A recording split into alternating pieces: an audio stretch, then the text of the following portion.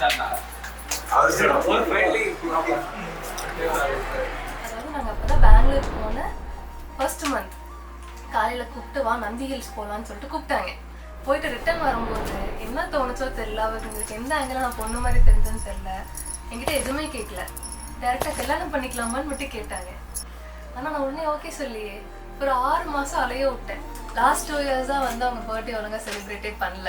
So வந்து as a பேச்சுலராக வர கடைசி பர்த்டே, ஸோ நல்லா இருக்கணும்னு சொல்லி ஒரு மினி தியேட்டர் புக் பண்ணி சர்ப்ரைஸாக சென்னையிலேருந்து தூக்கிட்டு வந்து, அதுதான் வந்து அவங்கள கேட்டால் பெஸ்ட் மூமெண்ட். அதான் எனக்கும் பெஸ்ட் மூமெண்ட்.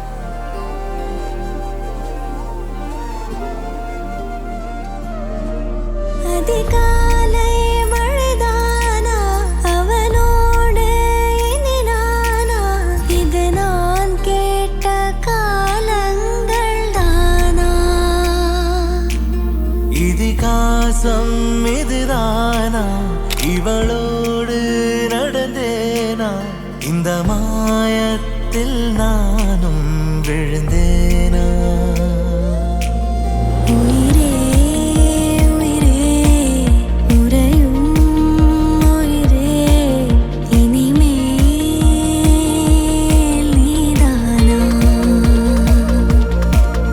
உயிரே உயிரே உறையும் உயிரே.